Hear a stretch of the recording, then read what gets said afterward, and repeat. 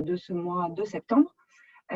Tout le travail qu'on présente et qu'on est en train de restituer s'inscrit dans un cycle de réflexion qui a débuté en 2018 et qui vise à interroger la manière dont l'économie circulaire crée de la valeur.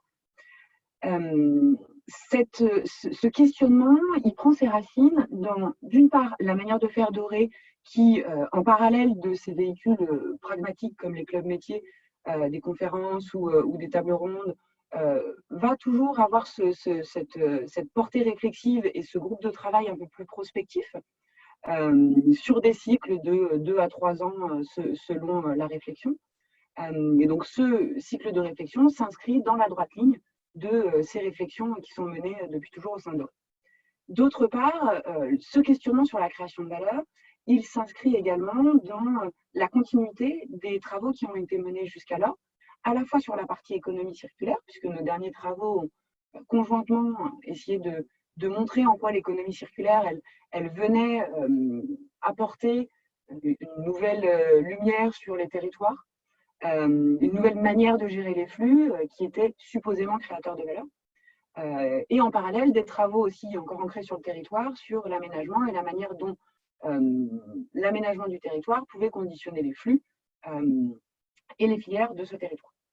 Ça, c'était pour la partie économie circulaire. Quand ma collègue Camille Saint-Jean et maintenant Juliette Allione, elle, côté reporting RSE, se posait la question de l'ancrage des territoires et de la performance associée à cet ancrage.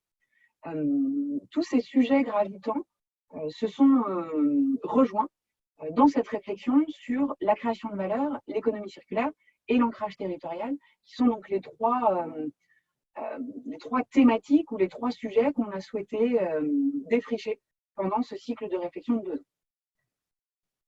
Première tâche, et pas des plus simples, ça a été de s'arrêter sur ce qu'on entendait par la valeur. Étant entendu que la valeur est forcément personnelle, subjective, elle est corrélée finalement. Du coup, dans la séance d'ouverture, on a convié des experts, des porteurs de projets qui pouvaient nous apporter un éclairage sur ce qu'on pouvait entendre par la valeur. Ce qu'il en est ressorti, c'est que cette question de valeur, bien que subjective et personnelle, pouvait être rapprochée par un certain nombre d'externalités positives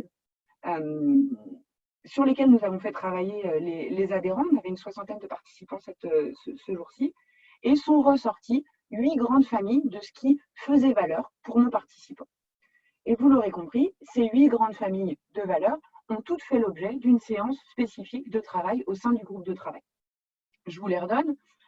L'économie circulaire et l'attractivité des territoires. Donc, en quoi est-ce que l'économie circulaire, elle permet à un territoire et aux entreprises qui y sont implantées, leur permettent donc de réussir leur marketing territorial pour des territoires attractifs. Pour ceux qui y étaient, c'était l'objet de la séance de la semaine dernière, enfin, en tout cas de la séance de restitution de la semaine dernière. La question de la compétitivité, finalement, en quoi l'économie circulaire, elle permet de générer des bénéfices économiques, ça, pour mémoire, c'était le premier parti pris de nos réflexions, finalement. C'était de se dire, oui, dans la logique de l'économie circulaire, on peut générer des économies parce qu'on va être sobre dans notre utilisation de ressources. Donc, de fait, on va gagner en compétitivité. La question des nouveaux modèles économiques, donc comment est-ce qu'on peut accompagner la transition économique des organisations grâce à l'économie circulaire, donc en s'appuyant sur des dynamiques d'économie circulaire. On a fait une séance de restitution il y a 2 semaines, et vous retrouverez la visio, le lien de la visio dans votre espace adhérent. Les sujets de l'innovation, vous le savez, ça sera tout ce qu'on verra aujourd'hui. Les sujets des emplois et des compétences, donc finalement, comment est-ce que l'économie circulaire, elle va avoir une action sur le développement de l'emploi et des compétences. Le sujet environnemental, bien évidemment, comment est-ce qu'on peut préserver et restaurer l'environnement grâce à l'économie circulaire, donc là, en s'appuyant sur les concepts de limites planétaires. Les sujets, les valeurs plutôt immatérielles, sociales, sociétales, bien-être. Donc, comment est-ce qu'on peut, grâce à l'économie circulaire, contribuer à l'atteinte d'un modèle juste et sûr pour l'humanité? Et là, en s'appuyant sur le donut de Kate Raworth, et qui sera l'objet de la séance de restitution de la semaine prochaine. Et puis enfin, la coopération. Pour ceux qui ont participé aux séances du cycle de réflexion, Vous le savez, cette notion de coopération, elle a été finalement une trame. C'est vraiment une notion qu'on a retrouvée dans chacune de nos séances. Donc, on aura tout un travail de restitution également sur ce sujet-là, puisqu'on voit bien qu'il est central sur la création de valeur. Alors, pour aujourd'hui, nous nous en tiendrons au sujet de l'innovation et j'espère vous donner des éléments sur la manière dont l'économie circulaire peut contribuer à une innovation qui soit d'une part radicale et d'autre part durable. Pour ce faire, je vais vous dresser un certain nombre de constats. Constat qui était le premier volet du travail que nous avons réalisé avec le groupe de travail, dans une idée de se doter de vision prospective, qui pouvait faire un contrepoint entre une forme de modèle actuel, avec des écueils associés, et une vision vers un modèle proposé par l'économie circulaire, vers lequel on voudrait plutôt tendre.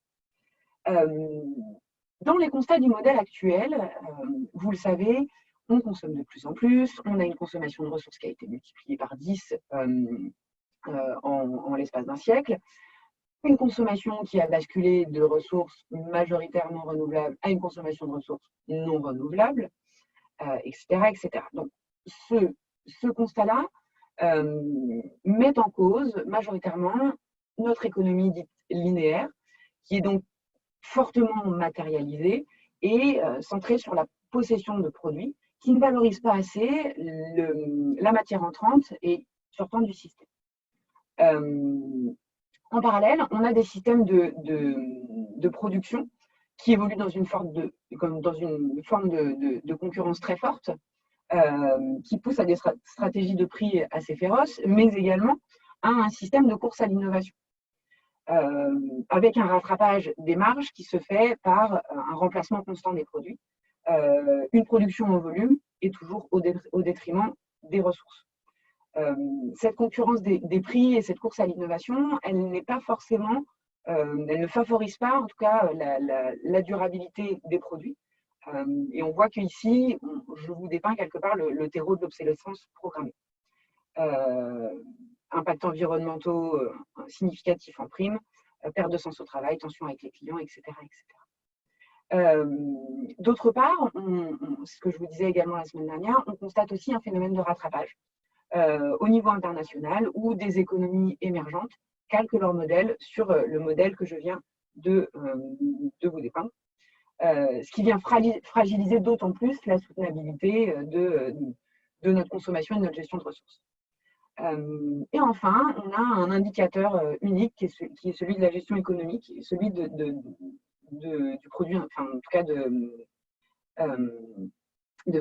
la croissance économique. Voilà un peu le constat, la vision sur laquelle les participants avaient pu s'arrêter. Et en contrepoint, les participants ont proposé une autre forme de vision, celle proposée par l'économie circulaire, qui, elle, viendrait à s'arrêter sur les flux qui rentrent et qui sortent du système, qui rentrent et qui sortent de l'organisation, de les identifier et par cette connaissance plus fine des flux, travailler à la réduction, ou en tout cas à l'efficacité dans la ponction de ces ressources, ce qui permet dans le même temps de limiter les impacts environnementaux. Un modèle qui prône la mutualisation, en augmentant le nombre d'usagers, d'utilisateurs. Un modèle extrêmement basé sur la fonctionnalité. On interroge la fonction, l'usage du produit, du service, de manière à maximiser les effets utiles produits sur le territoire. On en a beaucoup parlé lors de la séance sur les nouveaux modèles économiques, mais on a aussi, dans le modèle de l'économie circulaire, un positionnement complètement différent de l'usager, du consommateur, mais qu'on a appelé plutôt usager, qui vient participer à la création de l'offre et à son amélioration, et qui finalement vient donner un effet d'entraînement dans l'innovation, en contribuant à un produit qui soit plus durable et jamais obsolète, quelque part. Donc on est vraiment là dans des logiques de désobsolescence où l'objectif c'est la qualité et la durée de vie du produit. Et enfin, un modèle de sobriété où tout est fait pour éviter une forme de consommation, soit en la prévenant, soit en la faisant autrement. On pense à du do it yourself pour l'anecdote. Alors, dans ce cadre, je vais revenir peut-être avant sur la question de l'innovation, avant de rentrer sur les solutions de l'économie circulaire. Alors, l'innovation, on a une définition qui nous est donnée par l'OCDE, que je vous ai rappelé ici, où on définit l'innovation comme un produit ou un processus, ou une combinaison des deux, qui soit nouveau ou amélioré et qui diffère évidemment sensiblement des produits ou processus précédents et qui a été mis sur le marché ou mis en œuvre par l'unité de production. Donc ici, on retrouve 4 éléments principaux qui sont les quatre critères pris en compte dans les types d'innovation que vous pouvez retrouver dans le manuel d'Oslo. Alors, le manuel d'Oslo, c'est tout ce qui va être pris pour le recueil, l'identification, le suivi, l'analyse de données liées à l'innovation, qui sont consignés par l'OCDE et qui évoluent. Donc, la première version du manuel d'Oslo est sortie en 92, mais vous avez des versions par la suite. Donc, cette première définition donnée en 92, elle nous met en avant 4 types d'innovation. Une innovation dite plutôt de produit, une innovation de procédé, on a une innovation de commercialisation et une innovation d'organisation. Jusqu'au milieu des années 2000, on a une approche de l'innovation et des soutiens de l'innovation qui sont majoritairement liés à ce qu'on appelle une innovation dite technologique. Depuis, l'idée que l'innovation elle puisse être autre chose ou autrement que technologique, elle s'est frayée un chemin et finalement, on a commencé à regarder toute une forme d'innovation qui porterait sur la chaîne des valeurs. Et donc, dans cette veine, la dernière version du manuel d'Oslo nous donne à la fois des apports des nouvelles technologies, mais aussi du capital immatériel. C'est pourquoi, dans le travail qu'on a réalisé avec le groupe de travail, on a souhaité vous donner une définition, en tout cas des catégories d'innovation plus élargie que celle de la définition du manuel d'Oslo en 92. Et on s'est appuyé sur la définition, en tout cas les catégories données par la BPI dans son ouvrage Innovation Nouvelle Génération, qui nous cite 6 grands types d'innovation. Donc on va retrouver bien évidemment les innovations de produits, de services ou d'usage, où là, on vise à améliorer le produit, les usages existants, on en introduit de nouveaux. On va retrouver nos innovations de procédés ou d'organisation, où là on vient changer la manière dont l'entreprise organise son travail et sa chaîne logistique. On va retrouver nos innovations marketing et commerciales, où on va changer la présentation, la manière de faire la promotion, la distribution, etc. On voit une innovation technologique qui là n'est plus transverse, mais devient une catégorie à part entière. Et 2 types d'innovation un peu différents. L'innovation dite sociale, donc qui vise à répondre à des besoins sociaux peu ou mal satisfaits, et l'innovation de modèle d'affaires. Et là, je vous renvoie à la séance sur les nouveaux modèles économiques, mais on en reparlera également tout à l'heure. Au sein de l'ouvrage Innovation Nouvelle Génération, la BPI nous donne également en tout cas, nous souligne la question de l'intensité de l'innovation. C'est-à-dire, est-ce qu'on est sur une innovation de type incrémental, c'est-à-dire qu'elle elle propose des améliorations mais sans évolution majeure, ou est-ce qu'on est sur une évolution plutôt radicale ou de rupture qui vient transformer en profondeur les marchés existants? Et enfin, la BPI nous rappelle que pour appréhender l'innovation, on a 2 questions qui sont absolument centrales. C'est en quoi l'innovation va changer l'expérience client, on est bien dans le rapport au client, ou l'usager d'ailleurs, et en quoi l'innovation va-t-elle permettre à l'entreprise ou à l'organisation de se différencier de sa concurrence. Donc, ces propos préliminaires étant dit, je vous propose de disséquer finalement ces 6 catégories d'innovation et de regarder dans le détail quels peuvent être les apports de l'économie circulaire sur chacune de ces catégories. En premier lieu, le produit, le service, l'usage. Donc, je vous le disais, il s'agit d'identifier en quoi le projet apporte une amélioration pour le client ou l'usager dans la nature du produit ou du service qui est proposé, dans ses fonctionnalités ou dans les usages qui en sont faits. Tout d'abord, on a évidemment identifié l'éco-conception comme un levier, si ce n'est intéressant, au moins fondamental, en ce qu'elle permet, par son approche cycle de vie, d'interroger de la conception à la phase de fin de vie toutes les opportunités d'amélioration au profit de l'environnement, mais aussi du niveau de service. Donc, à titre d'exemple, si on prend la première phase qui est celle de l'approvisionnement, on va regarder l'utilisation des matières premières et tout l'enjeu sera de substituer les ressources utilisées par des ressources moins impactantes. Donc, on peut avoir des ressources renouvelables, soit de proximité, soit réemployées, recyclées, etc. En tout cas, avec un meilleur bilan environnemental. Ici, je vous donnerai l'exemple de Circular, qui est donc le premier fabricant et le seul fabricant de peinture recyclée en France, qui revalorise et transforme les peintures inutilisées afin d'éviter, d'une part, leur incinération et d'autre part, l'extraction de nouvelles matières. Donc, on a une vraie innovation de produit, puisqu'il y a tout un travail chimique pour retrouver une formule haut de gamme avec des couleurs qui tiennent la route et à des prix accessibles. Ce qui est intéressant, c'est que comme on est sur de la peinture de finalement seconde main, tous les composés organiques volatiles sont déjà partis, donc on a un impact environnemental qui est vraiment réduit par ce produit. Autre axe d'action, c'est si on suit notre logique cycle de vie, tous les procédés de production ou dans la logistique et le transport. Donc ici, on peut penser par exemple à réinjecter des chutes de production, repenser les moules, redesigner les formes pour un encombrement moindre. On a vu récemment chez Auré dans le secteur du textile, une entreprise qui avait utilisé un éco-patron ou un patronage éco-conçu qui lui permettait, dans sa fabrication textile, de limiter les chutes de sa production. On voit aussi beaucoup d'initiatives de design qui limitent l'encombrement. On pense aux chaises, par exemple, ou des tabourets qui sont pensés pour pouvoir s'imbriquer et limiter le nombre de camions nécessaires pour les transports. On a aussi évidemment tout le challenge des chaînes logistiques qui sont traditionnellement linéaires. D'une part, on va réinterroger les distances parcourues. D'autre part, en tentative de relocalisation de la production, favoriser les modes d'acheminement doux. Donc là, on pense aussi à tout ce qui va être cycle logistique, transport fluviaux, qui sont des innovations en termes de transport. Mais aussi, l'innovation majeure, c'est celle de la logistique inverse, qui permet d'organiser les retours produits. Donc, je vous reciterai, je pense qu'on en a déjà parlé, l'exemple de Nespresso, qui organise les retours de ces machines à café, qui d'ailleurs en profite pour étudier les pannes les plus fréquentes.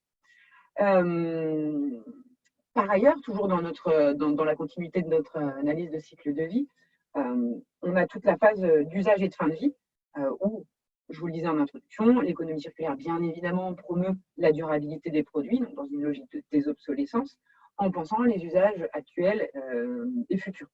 Donc, le produit va finalement avoir tendance à innover pour intégrer des critères de modularité, de réparabilité, de réversibilité, de démontabilité, ainsi de suite.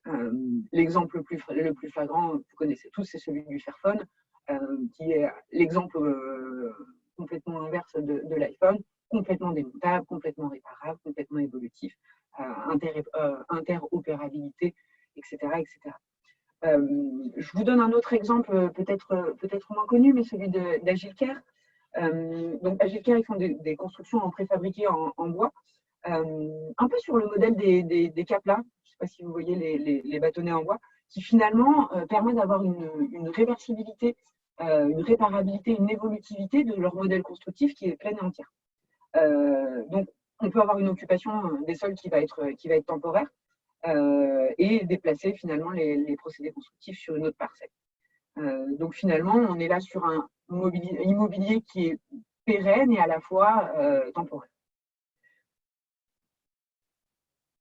Sur la question de, oui, peut-être d'une manière plus générale sur l'innovation produit-service, vous le savez, les courants d'économie circulaire sont très proches du biomimétisme, et on le sait, l'inspiration par la nature est également une forme d'innovation, en tout cas une forme d'inspiration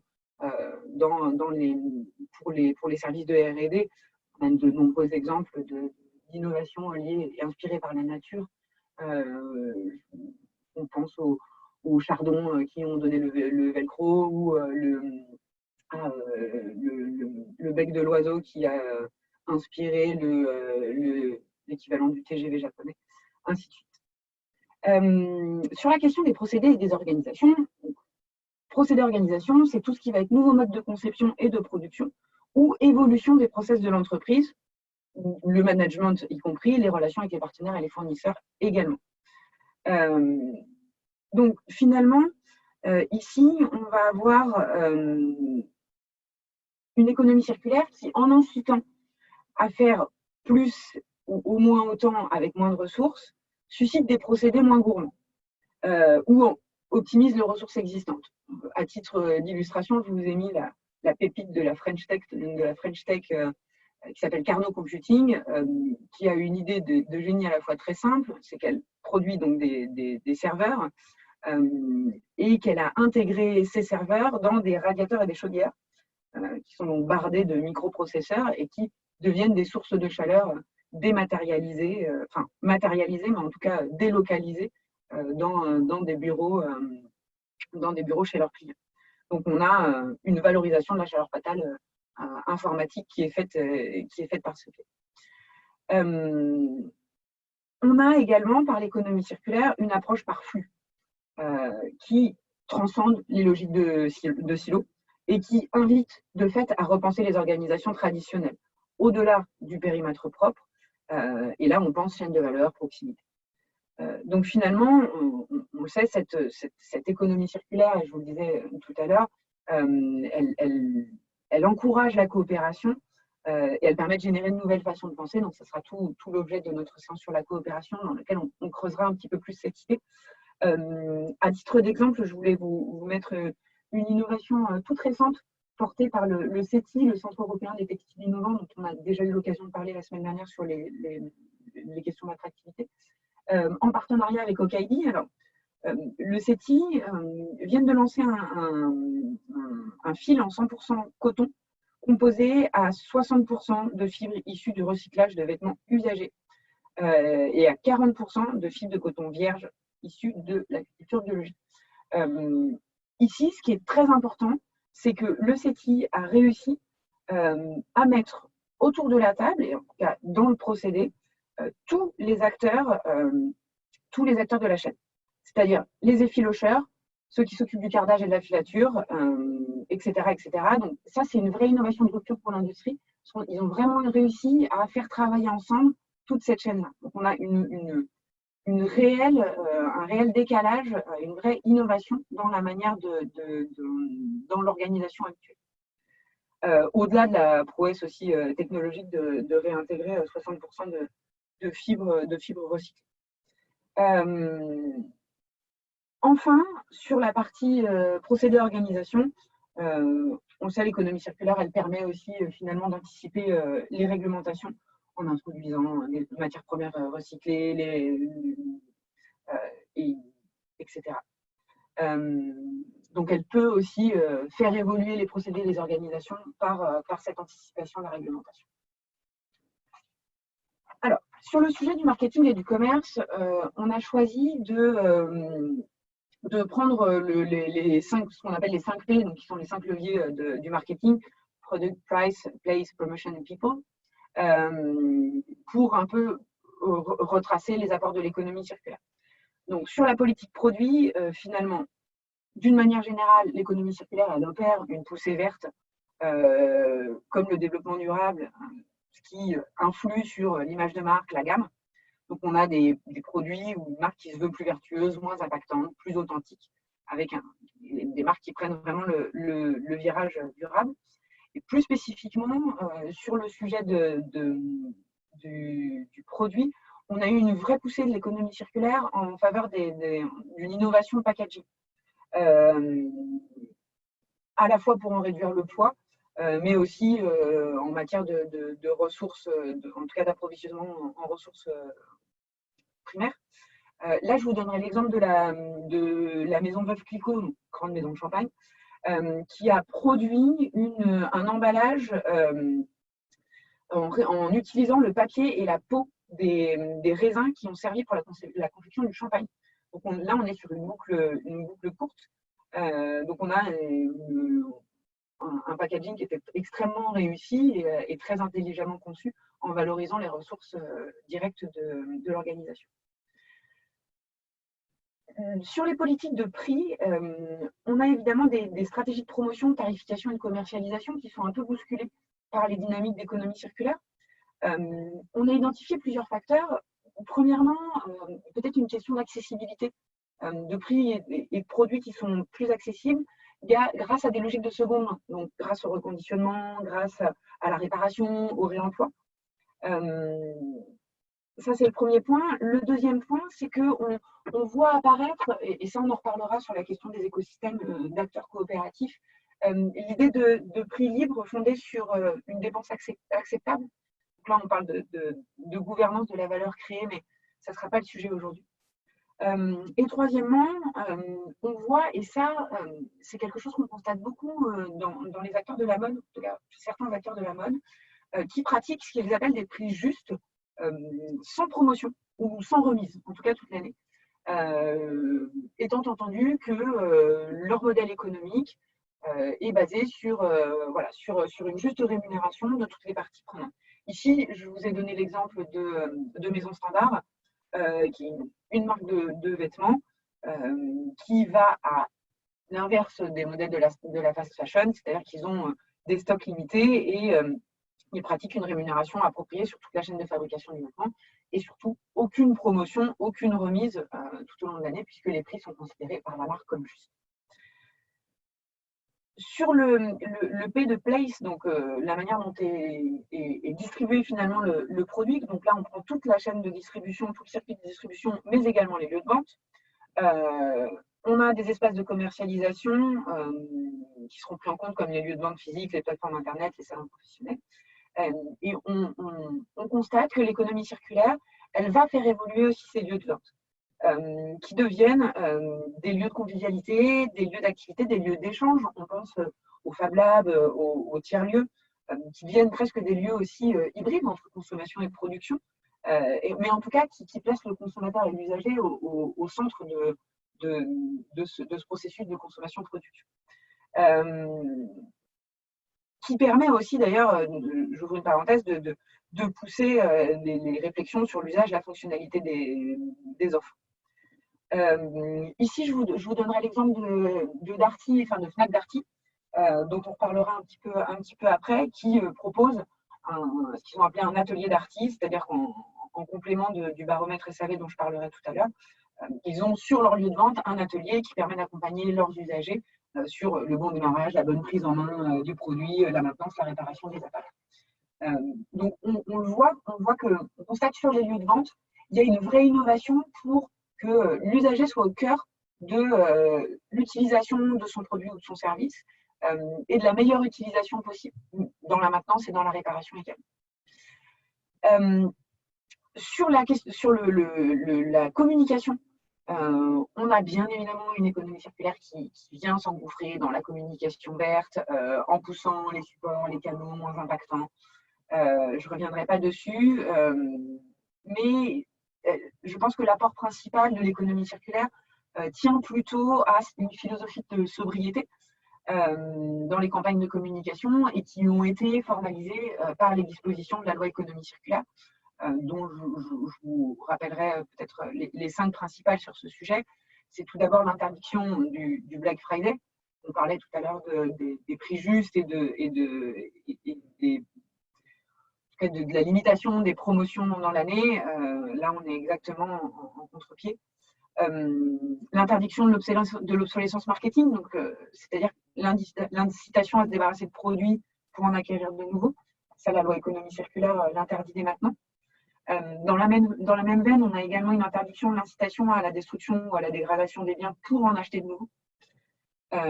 Et à partir de 2022, on aura une interdiction d'utiliser des emballages plastiques pour expédier de la publicité et l'interdiction des huiles minérales pour les publicités ou les prospectus. Donc on voit que sous la partie peut-être plus contraignante, l'économie circulaire, elle vient aussi pousser des formes d'innovation dans la communication. Il va falloir faire différemment. Et enfin, sur le P de people, donc la relation client, je vous le disais, et c'est quelque chose qui est vraiment transversal aux différentes présentations, c'est la place qu'occupe l'usager grâce à l'économie circulaire dans la conception et l'amélioration de l'offre, elle est très importante.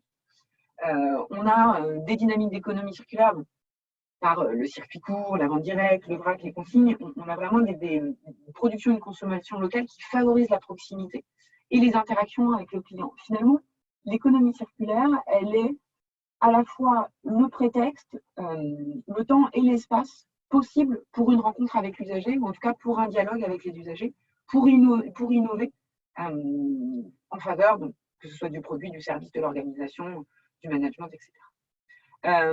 Donc on a ici un usager qui est au cœur de sa propre satisfaction. Donc le rôle du service client, il est fondamental, puisque c'est à lui de trouver le canal, ou en tout cas de s'assurer que la satisfaction, les remontées, cette connaissance de l'usager et du client, de son produit ou de son service, puisse remonter et être utilisée, et non pas en bout de chaîne, mais le plus tôt possible, le plus en amont possible, donc, pour apporter son regard sur les services rendus et sur l'usage. Je le redis, mais on a vraiment un client, un usager qui est au cœur du dispositif de commercialisation. C'est pour ça que vous retrouverez les termes de client conscientisé, consommateur prosumer, producteur consumer. Ici, donc, je vous le disais, je vous parlais de Fnac Darty. Fnac Darty, ils ont lancé un baromètre du SAV donc depuis 2015-2016, j'ai plus la date en tête, qui étudie une grosse centaine de marques et de produits et qui fait remonter les pannes les plus fréquentes et finalement les marques les plus fiables. Ça, c'est fondamental parce que c'est Darty, par sa connaissance, par les retours clients, par la place qu'ils ont laissée aux clients et aux usagers, ils ont été en capacité de finalement formaliser cette connaissance, cette très bonne connaissance du marché et de leurs produits. J'en viens au sujet des modèles d'affaires sur lesquels je vais être un peu moins prolixe puisque c'est un sujet qu'on avait traité ensemble, en tout cas bien abordé dans la séance sur les nouveaux modèles économiques, étant attendu que notre séance sur les nouveaux modèles économiques traitait de la manière dont l'économie circulaire pouvait faire innover les modèles d'affaires. Donc je vous le rappelle, un modèle économique décrit les principes selon lesquels une organisation crée, délivre et capture de la valeur. Ce qui en est ressorti, c'est que finalement, l'économie circulaire, elle contribue à l'émergence d'une offre sur mesure de qualité au service du territoire. Que l'économie circulaire, elle favorise l'émergence de modèles économiques qui soient résilients, fondés sur une offre au prix juste et aux besoins justes et qui délivrent des effets utiles sur le territoire. En adoptant une logique de flux, elle vient challenger l'usage des ressources par l'organisation, des échanges de proximité, une efficience, des matières premières durables, le capital immatériel aussi qui est au centre, sont autant de leviers d'innovation. Toujours cette question du rapport au client aussi qui est fondamentale pour faire évoluer les modèles d'affaires, où on a un client qui devient protagoniste et à la fois bénéficiaire de son offre. Et puis, la question de la gouvernance, puisque l'économie circulaire est transversale, casse les logiques de silos, elle permet de renouveler la gouvernance et du coup, elle pousse aussi des nouveaux modèles, des nouvelles opportunités de revenus et de financement. Peut-être ici pour illustrer mon propos en quelques mots, deux exemples significatifs, celui de la Louve, exemple bien connu pour les Parisiens puisque c'est une coopérative alimentaire qui est située dans le 18e arrondissement, qui regroupe aujourd'hui plus de 6000 coopérateurs, avec le mantra suivant qui était « Nous n'étions pas satisfaits de l'offre alimentaire que nous avions à disposition, donc nous avons créé la nôtre ». 6000 coopérateurs qui sont également les bénévoles de supermarchés, plusieurs milliers de mètres carrés dans le nord de Paris, qui du coup permet de faire bénéficier d'une offre alimentaire de très bonne qualité à des prix défiant toute concurrence, mais qui en parallèle permet une juste rémunération des producteurs. Donc là, on voit qu'on a une gouvernance complètement renouvelée, un placement de l'usager bénéficiaire au cœur de l'offre et un modèle économique disruptif. Autre exemple, celui de Signify. Signify, c'est les ex-Philips Lightning. Donc ici, on est sur une offre, en tout cas une évolution du modèle d'affaires basée sur une économie de la fonctionnalité, où Philips Lightning, Signify, est passé d'un modèle de vente d'ampoules ou points lumineux à celui d'un prestataire de service ou de conseil en confort lumineux. Leur exemple le plus connu est celui de l'aéroport de Schiphol, je ne sais pas prononcer ça, c'est à Amsterdam, où ils ont la gestion, la maintenance de tout l'éclairage de l'aéroport. Donc, ils restent propriétaires de leurs points lumineux, ce qui là leur demande un renversement total en fait en termes de mentalité et de façon de faire, puisque du coup, ils pensent une durabilité, une éco-conception des produits. Bref, un changement de modèle, en tout cas un renversement du modèle de Philips Lighting dans une offre au service donc, du confort lumineux. Je m'arrêterai là sur la partie modèle d'affaires pour passer à la partie technologie. Donc, Caro, oui. Juste Nathalie, je voulais juste rajouter quelque chose sur Signify. Ils ont aussi progressé sur l'obsolescence de la décoration. C'est-à-dire qu'ils se sont aperçus qu'au-delà de l'obsolescence du modèle de vendre des éclairages, maintenant, ils proposent de garder les structures des lampes qu'ils vendent et de changer la décoration. Comme ça ça permet de faire encore plus durer longtemps leurs produits et tout ce qui en dure. Et parce que les restaurants qu'ils servent, toutes les structures qui ont besoin d'être à la pointe de la déco, changer très régulièrement de luminaire. Donc, ils ont encore plus fait progresser leur offre. Ils sont allés très loin sur la lutte contre l'obsolescence. Voilà, juste une petite précision. Merci beaucoup Nathalie, merci pour cet apport. Sur la partie technologique, donc je vous le disais, la technologie, pendant longtemps, on a considéré que l'innovation était égale technologie. Vous le voyez, ici, on a 5 autres types d'innovation hein, qui sont tous aussi prometteurs les uns que les autres. À titre de rappel, l'innovation technologique, donc c'est bien l'apparition et la mise en œuvre d'une technologie nouvelle qui vient apporter des modifications significatives aux technologies existantes. Elles peuvent être plus sûres, plus compétitives, plus performantes. En tout cas, une innovation.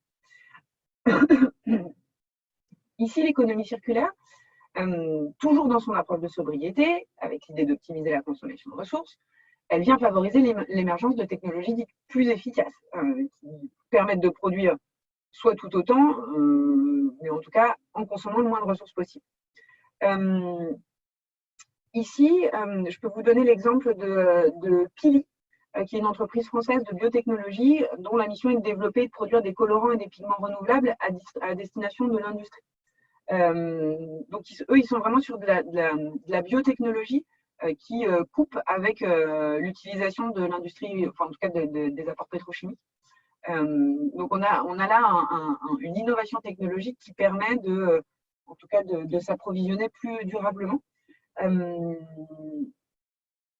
Ah oui, à titre de rappel, les exemples que je vais vous citer ici, pour la plupart, sont tirés du Circular Challenge, qui est un concours que lance Citeo tous les ans sur l'innovation et l'économie circulaire. Donc, pour ceux que ça intéresse, spécifiquement ce sujet-là, vous trouverez tout un tas d'exemples très inspirants sur l'innovation technologique liée à l'économie circulaire.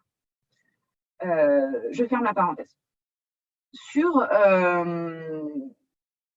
le second apport de l'économie circulaire, c'est celle de la circularisation de l'économie. Ça vient évidemment challenger les technologies en place. Si on veut permettre la réparation, permettre la réutilisation, la réintégration en matières premières recyclées, tout ça, on a besoin d'un virage technologique important. En ce sens, la généralisation du tri et les objectifs de recyclage sont deux moteurs pour l'innovation technologique. Je vous citerai ici la création du consortium qui s'appelle PS25, qui vise à développer une filière de recyclage du polystyrène en France, puisque le polystyrène recyclé, il est à la fois recyclé en majorité en Allemagne et en Espagne, pas en France, et surtout, il y a très peu de possibilités de retour à l'emballage alimentaire, et le recyclage est fait pour des applications souvent à faible valeur ajoutée. Donc, on a différents acteurs, dont Citeo, qui ont lancé ce consortium d'acteurs pour venir initier une filière de recyclage du polystyrène. Donc, on sait qu'on a des enjeux d'innovation technologique qui sont très forts pour permettre cette circularisation de l'économie. On vient pousser l'innovation technologique parce qu'on a des enjeux de valorisation de matière. Ici, vous trouverez aussi l'exemple de Recnorec. Donc, Recnorec, c'est une structure qui appartient à un pôle de compétitivité qui s'appelle le Matériopôle, qu'on a déjà présenté, qui est dans le Val-de-Marne. Et Recnorec, eux, ils ont développé une technologie qui permettent de réintégrer les déchets plastiques qui ne peuvent pas être recyclés, soit parce qu'ils sont souillés ou mélangés à d'autres matériaux. Et ces déchets plastiques sont transformés dans un matériau multiforme, multi-usage, qui est lui-même 100% recyclable. Donc, eux, ils ont vraiment développé toute leur activité autour des rebuts qui n'étaient pas valorisés jusqu'alors. Donc, ils ont développé une technologie inédite qui permettait de traiter un gisement pas abordé. On a aussi les outils numériques. Les outils numériques au service de l'efficacité des ressources. Je vous en citerai plusieurs, mais je pense que la plupart d'entre vous connaissent le BIM, donc la banque de matériaux pour assurer la traçabilité des constructions, en tout cas des matériaux utilisés dans la construction. Je vous citerai aussi autre initiative soutenue par le Circular Challenge, qui est une initiative qui s'appelle PhotoNowhere, qui utilise l'intelligence artificielle dans l'analyse des pixels de photos pour reconnaître les déchets. Dit en d'autres termes, il participe à la reconnaissance des déchets sauvages juste en prenant une photo. Donc, si vous êtes témoin d'une incivilité de dépôt sauvage, vous pouvez envoyer une photo, ils vont vous reconnaître de quoi sont constitués les déchets. Donc ça, on est plutôt sur une offre B2B, puisque c'est pour accompagner les collectivités à l'identification et aux solutions de traitement des déchets sauvages. Autre exemple aussi, là qui utilise l'Internet des objets, on a une initiative qui s'appelle IoT, qui identifie, enfin, qui en tout cas signale les conteneurs qui sont pleins, les conteneurs de tri qui sont pleins pour organiser rapidement leur vidage et du coup qui laisse un confort aux usagers pour utiliser les équipements disponibles. Donc on a finalement des poubelles connectées. In fine, je m'arrêterai sur la partie technologie, peut-être sur la question de la sobriété et des low-tech.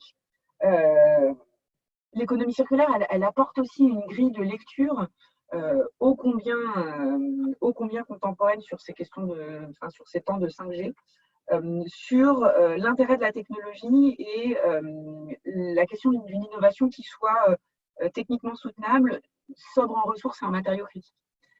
Sur ce sujet, je vous renverrai évidemment sur les travaux de Philippe Biwix sur son ouvrage sur les low-tech. Ici, ce qui est intéressant, c'est que l'économie circulaire, elle permet d'interroger finalement l'empreinte ressource, ou en tout cas, oui, l'empreinte ressource d'une innovation technologique. Et elle pousse vers plutôt, ou en tout cas, elle plébiscite des innovations qui sont plutôt low-tech. Et si je vous donnerais l'exemple de Earthwake, donc encore une fois, qui est une initiative soutenue dans le cadre du Circular Challenge de Citeo, qui est une machine low-tech qui transforme les déchets plastiques en carburant et qui se veut une solution de transition mobile et autosuffisante pour les pays émergents ou les territoires isolés. Donc on a une machine qui s'appelle la Chrysalis qui permet aux populations de traiter la pollution en amont et de valoriser les déchets plastiques tout en produisant du carburant.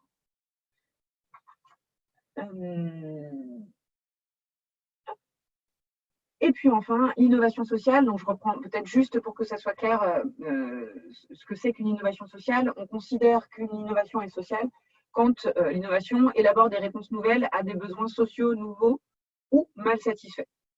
Je voudrais quand même rappeler ici que toute innovation sociale doit tout d'abord être une innovation au regard du manuel d'Oslo avec 2 critères supplémentaires.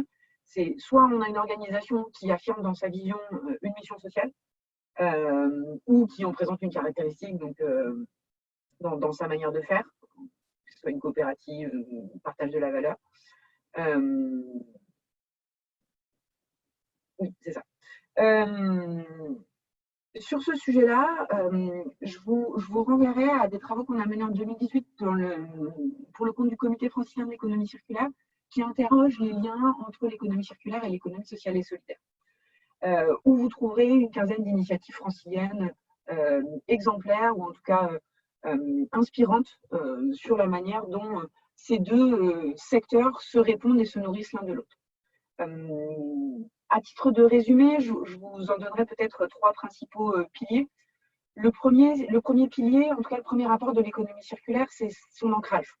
Je le disais en introduction, on est sur des démarches d'économie circulaire qui sont intrinsèquement ancrées localement, et ce qui en fait un atout majeur pour l'innovation sociale, puisque son approche locale, son approche en circuit court, son approche de flux, lui permet d'être très à l'écoute des besoins et au plus près des bénéficiaires. On a donc des projets qui sont mis en œuvre en parfaite adéquation avec les spécificités du territoire et de fait fortement porteurs de sens. Ici, on pourrait citer quasiment tous les exemples de ressourceries spécialisées. Je pense à Rejouer, donc qui est une ressourcerie spécialisée dans le domaine du jouet, mais vous avez aussi la ressourcerie du spectacle, la ressourcerie du sport, Éco-Réseau Autonomie, qui est une ressourcerie spécialisée dans le domaine du médical. Et chacune de ces structures s'est implantée à un moment en réponse à un enjeu social qui était propre à leur territoire et largement identifié. Pour illustrer mon propos, je pense que les 4 structures que je vous ai citées sont toutes, toutes les 4 structures que je vous ai citées sont toutes implantées dans leur territoire et accompagnent d'autres structures qui veulent se lancer sur le même principe dans d'autres territoires qui ont les mêmes problématiques. C'est le cas sur les sujets du sport, sur les sujets de la culture, sur les sujets de la santé. On a d'autres territoires qui ont des problématiques médicales, de déserts médicaux ou d'accès à la santé. D'ailleurs, on en parlera la semaine prochaine.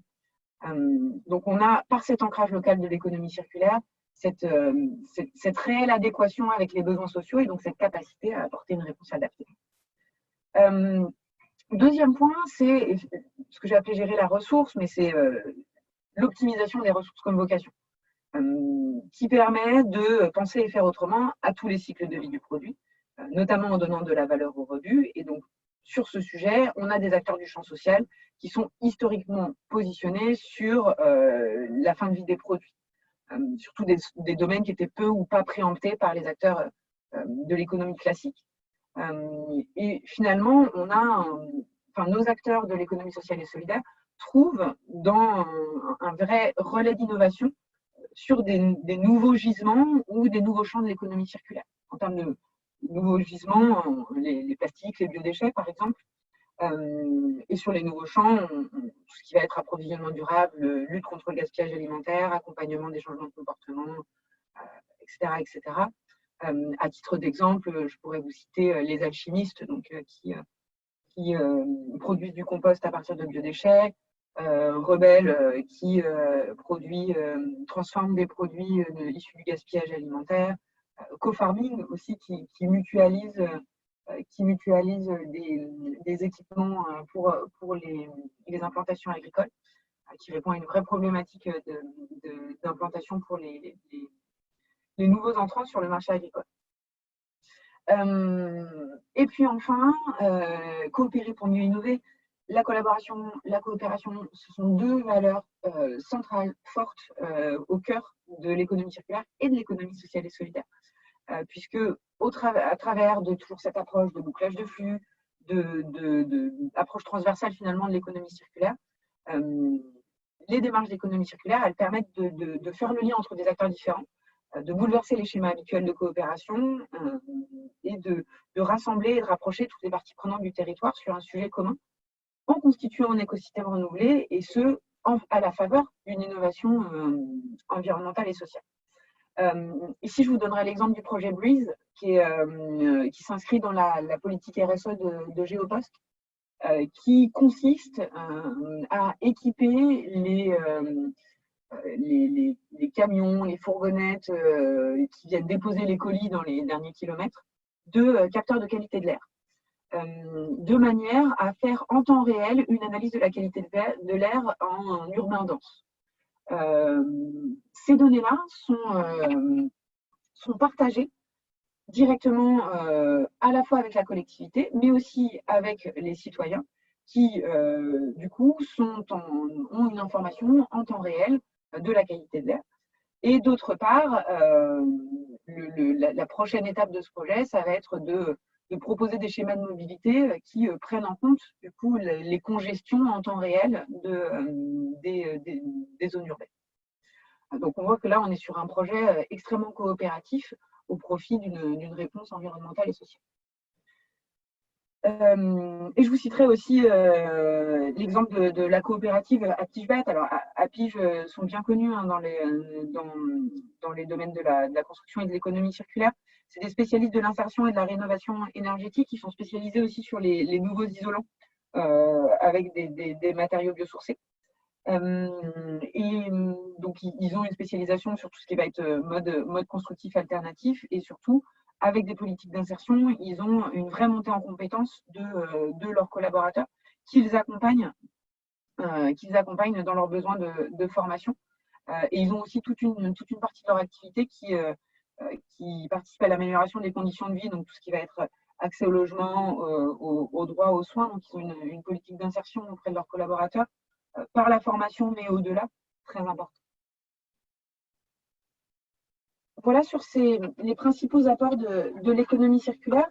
Alors, ce que j'aimerais que vous en reteniez, c'est d'une part qu'on a considéré, grâce aux apports des participants du groupe de travail, que l'économie circulaire, elle agissait quelque part comme un poil à gratter pour les dynamiques d'innovation. Et ce, par peut-être deux propositions principales. La première, c'est la capacité de coopération offerte par l'économie circulaire. Vous l'aurez compris, la coopération, c'est au cœur de l'économie circulaire. Son approche transversale, qui vient casser les silos, qui met tout le monde autour de la table. C'est vraiment un atout majeur pour innover.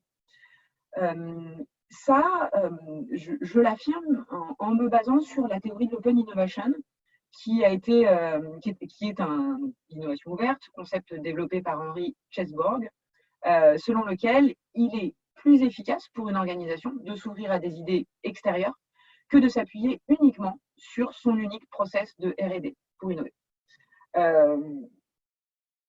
Pour illustrer son propos, M. Chesborg propose l'image que je vous ai remise à droite sur la slide, qui est celui de l'entonnoir troué. On voit que les idées donc, rentrent par la partie la plus grosse de l'entonnoir, donc à gauche, ressortent à droite, ce qui illustre le système de filtration des idées.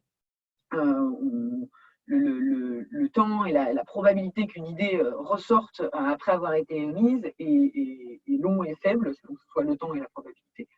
Et de fait, la théorie de l'innovation ouverte, elle préconise de faire des petits trous dans l'entonnoir, comme ceux que vous avez, pour être perméable à des idées extérieures qui, comme la loi des probabilités l'indique, permettent d'avoir plus d'innovations qui ressortent de l'autre côté de l'entonnoir.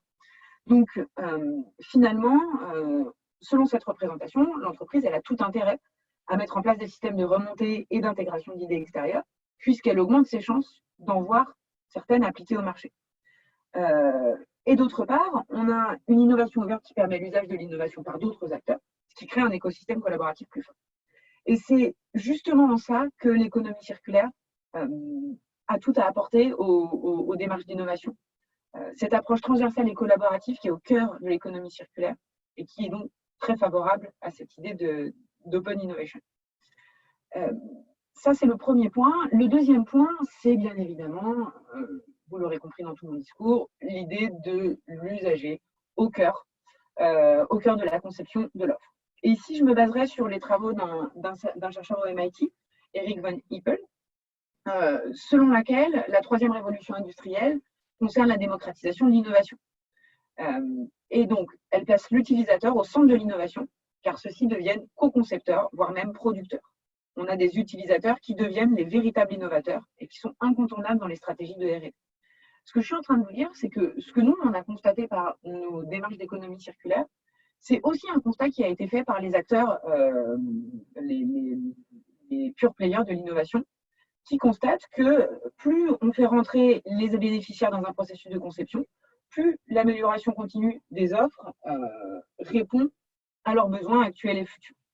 Et finalement, ce faisant, on invite les organisations à collaborer, à co-construire des offres de qualité à haute valeur ajoutée en lien avec les bénéficiaires.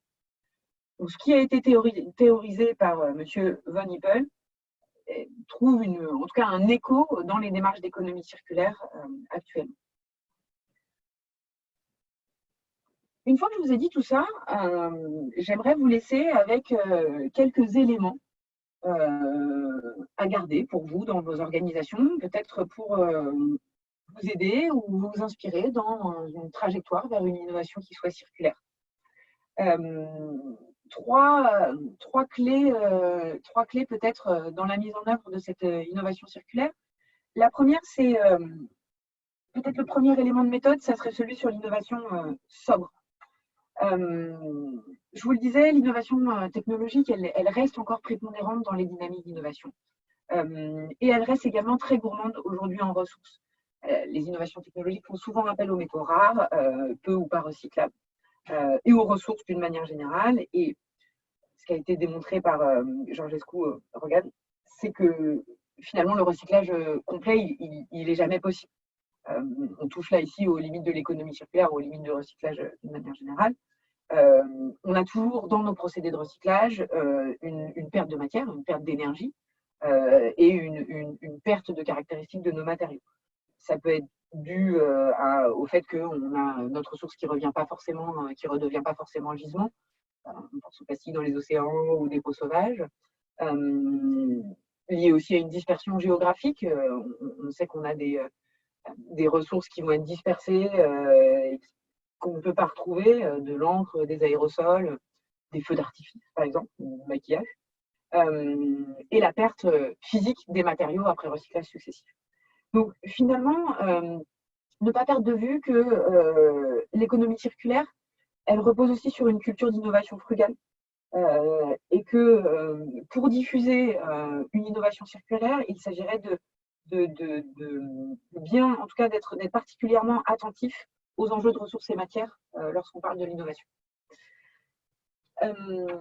Deuxième point, celui sur l'innovation organisationnelle.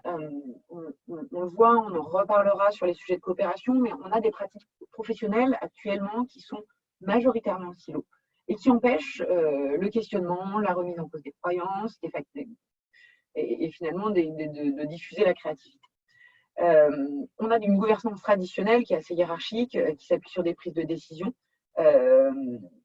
assez verticales et qui, quoi qu'il en soit, a des difficultés à appréhender les enjeux systémiques.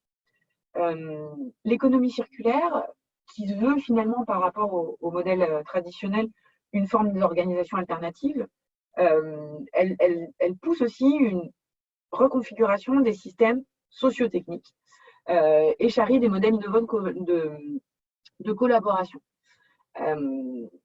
Pour ceux qui avaient participé aux séances du groupe de travail, on a une chercheuse qui s'appelle Anne-Claire Savy, qui est doctorante au laboratoire de Montpellier, qui écrit une thèse justement sur cette reconfiguration des systèmes sociotechniques par l'économie circulaire et qui démontre que l'auto-organisation dans les dynamiques d'économie circulaire s'avère être le modèle le plus pertinent pour la gestion des projets collectifs.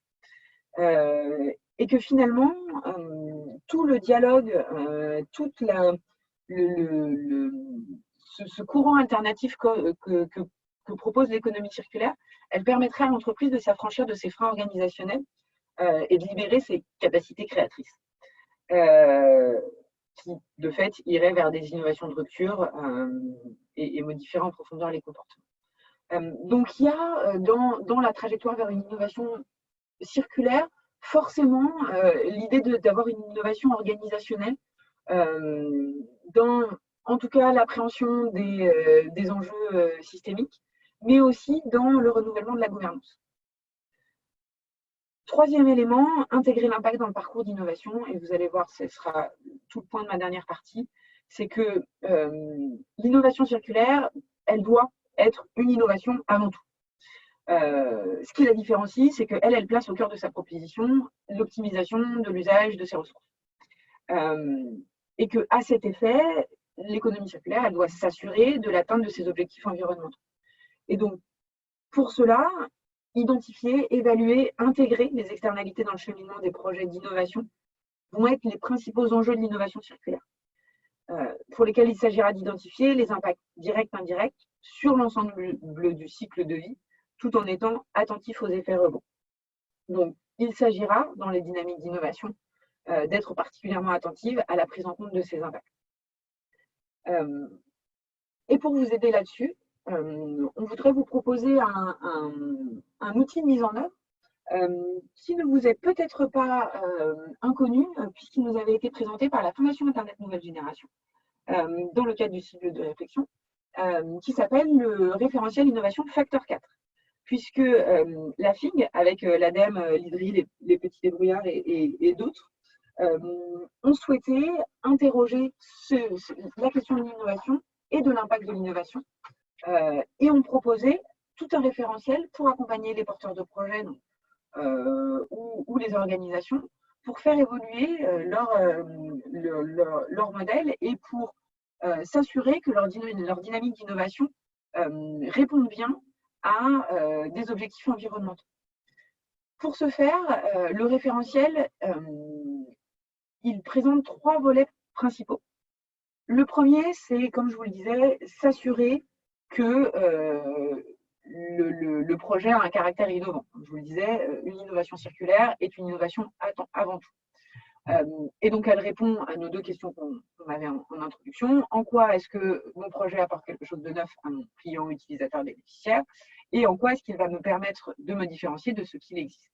Et donc, vous retrouvez notre représentation des 6 types d'innovation avec le critère d'intensité. Ça, c'est le premier volet. Le deuxième volet, c'est celui de la description simultanée du modèle d'affaires de notre innovation et de l'impact écologique associé. Et pour ce faire, on vous propose de vous baser sur le modèle déployé par Circulap, qui nous a été présenté il y a 2 semaines sur les nouveaux modèles économiques, donc qui s'appelle le Circular Canvas, qui vous permet justement de décrire en quoi votre innovation, elle va avoir un modèle d'affaires et des externalités environnementales ou sociales associées. Et troisième élément, c'est de décrire simultanément le chemin de développement de l'organisation et des impacts. Et donc ici, on se fonde sur les travaux de l'OCDE sur l'innovation sociale et le référentiel de Bicorp d'ailleurs, pour que dans le temps, on s'assure que la croissance de l'activité innovante, elle reste au service de l'impact positif, et de s'assurer que la gouvernance, elle garantit que cet impact soit pérenne et qu'il restera au cœur de l'activité. Voilà une succincte présentation de l'outil qui nous semble en tout cas adéquat pour penser les innovations circulaires. Vous retrouverez tous ces éléments dans le PowerPoint qui sera diffusé. Et j'en terminerai ici pour répondre à vos questions.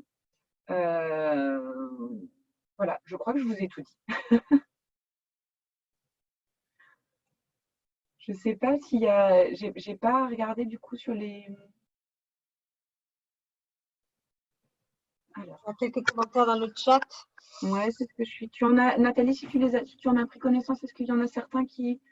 Disons que Claude a fait quelques remarques. Claude Fromageau, qui est notre secrétaire général. Claude, si tu es encore là, est-ce que tu peux nous partager tes remarques? Non, je crois que c'était des remarques géniales. C'était des remarques comme ça en passant. Non, c'est très, très intéressant. Je crois qu'il y a 2 ensembles de choses que j'ai voulu dire. La première, c'est qu'en fait, je pense que de plus en plus dans notre contexte général, il faudrait inscrire l'innovation dans une perspective presque, je dirais, de politique, qui, à mon avis, est très cohérente avec ce qu'aurait fait. C'est un détail, mais il y a les transhumanistes ou les gens qui veulent aujourd'hui, par exemple, transformer beaucoup de matière végétale en viande ou en choses comme ça. Ça peut être des choses assez perverses dans la compréhension d'un territoire et du fait qu'aujourd'hui, céréales et, par exemple, l'élevage doivent coexister pour une bonne gestion, enfin, en tout cas, c'est mon avis, une bonne gestion de territoire au sens la plus durable. Alors que les transhumanistes, en fait, sont en train d'imaginer des trucs faits avec des bactéries et qui seraient extrêmement ça continuerait à donner une maîtrise globale de quelques-uns sur le monde, quoi, ce que je trouve moi très répréhensible. Voilà, bon, c'était un détail. Le deuxième point que j'ai voulu évoquer, c'est que, en fait, pareil, vous avez tout à fait, enfin, je trouve ça passionnant l'histoire du territoire et de l'ESS. Il se trouve que j'ai pas mal de familles dans l'ESS et que l'ESS a aussi énormément de perversité, d'ailleurs, de même que le monde associatif. Et souvent, on demande à des gens dans l'ESS de travailler pour rien. En fait, c'est un peu des scandales, quoi. Il y a des gens qui ont des contrats qui sont même pas en France. Enfin, il y a des trucs très, très embêtants. Et donc, je pense que l'ESS a beaucoup pagayé. En fait, c'est vraiment, vous l'avez évoqué, je crois, d'une certaine façon, c'est vraiment parce qu'on est plusieurs autour d'un territoire qu'on s'autocontrôle et qu'on fait des choses qui deviennent bien. Donc, moi, je pense que la valeur du territoire est en effet importante. Et dernier point, je crois que j'ai cité Genelot à un moment donné, qui est… Dominique Genelot a fait un très bon petit bouquin il y a 30 ans, à peu près 35 ans, sur le management de l'innovation qui peut être utile à certains si ça les intéresse. Je crois que c'est à peu près ça que j'ai dû évoquer. Je prends, je le rajouterai dans la partie pour aller plus loin sur le livre. Je suis juste en train de… hop, je vois pas là. Ah oui, c'est bon, je l'ai. Très bien. Oui, sur la question, sur votre première remarque, Claude, sur le transhumanisme, effectivement, sur la partie économie circulaire, on est extrêmement sensibilisé sur la question de l'innovation sobre en ressources liées aux travaux de la Commission européenne sur les matériaux critiques, sur la criticité des matières pour notre économie. En revanche, et aussi par les travaux de Philippe Biwix qui ont vraiment ont fait avancer les consciences sur notre dépendance à ces ressources. Autant, j'ai pas connaissance ou je n'ai pas vu passer cette mise en alerte ou en tout cas cette prise de recul sur l'utilisation de la nature pour la technologie. Je ne sais pas si vous avez des références peut-être pour venir étayer ce point-là. Oui, alors je ne les ai pas en tête là à l'instant. Mais oui, il y a pas mal de choses qui doivent exister. Je pourrais aussi, un jour, on pourra évoquer, mais c'est pareil pour la plantation d'arbres, en fait. Il y a beaucoup de fausses bonnes idées qui, finalement, ne sont pas au bénéfice du collectif ou voilà, du territoire, je dirais. Très bien. Merci, Claude. Est-ce qu'il y a d'autres questions?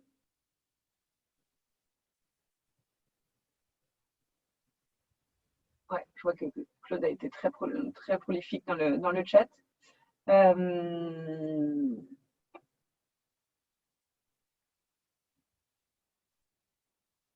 Aucune question?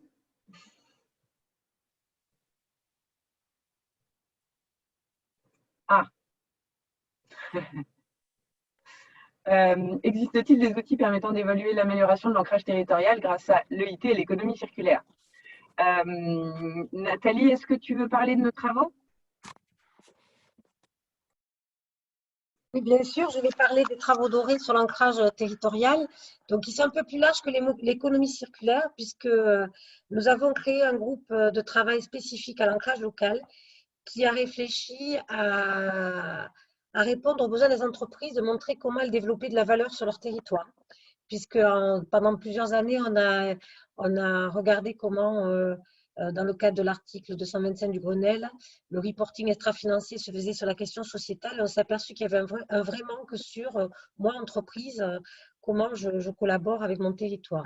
Donc, ce groupe de travail a donné lieu à un indicateur qui s'appelle l'indicateur d'interdépendance des entreprises à leur territoire et un guide. Alors, je ne sais pas si Juliette a le temps de trouver le lien sur le guide qui permet de voir et de positionner son entreprise par rapport à tout ce qu'elle pourrait faire sur l'ancrage territorial. Et évidemment, dans la partie coproduction de ressources communes, puisque ce guide parle aussi de gouvernance, d'emploi, d'économie et de toutes les notions d'ancrage territorial, il y a l'écologie industrielle et territoriale et l'économie circulaire qui sont citées. Donc, je pense que c'est un bel outil qui est gratuit, qui est accessible à tous. C'est un fichier Excel qui a été coproduit avec les membres du groupe de travail. Et vous le trouverez évidemment sur le site Auré, www.auré.org. Et Juliette a été très rapide puisqu'elle vous a mis dans le chat le lien direct. Voilà pour l'ancrage territorial. Et c'est vrai que c'est un vrai sujet. Et on est tout à fait convaincus, nous, que l'économie circulaire permet cet ancrage et cette non-délocalisation des emplois. Est-ce que ça te va, Caroline? Ah, mais moi, ça me va beaucoup. Et oui, et la personne qui t'a posé la question, ça lui convient a priori très bien aussi. Écoutez, je vois qu'il n'y a pas d'autres questions.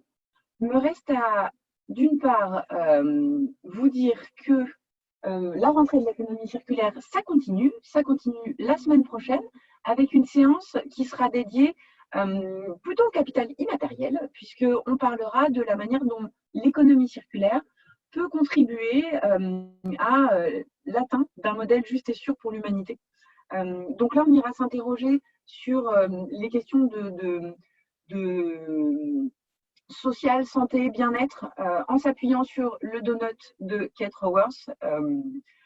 Si vous ne connaissez pas ce modèle, je vous invite à participer la semaine prochaine. On vous en donnera tout le détail. Et puis, ça sera donc notre dernière séance de la rentrée de l'économie circulaire.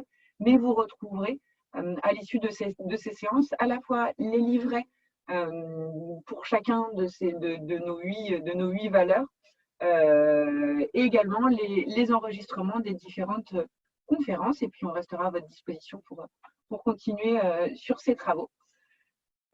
Merci beaucoup à tous et j'espère à la semaine prochaine. Merci. Merci, Caroline. Merci. Au revoir. Merci. Salut. Salut Henri. Merci, Caroline.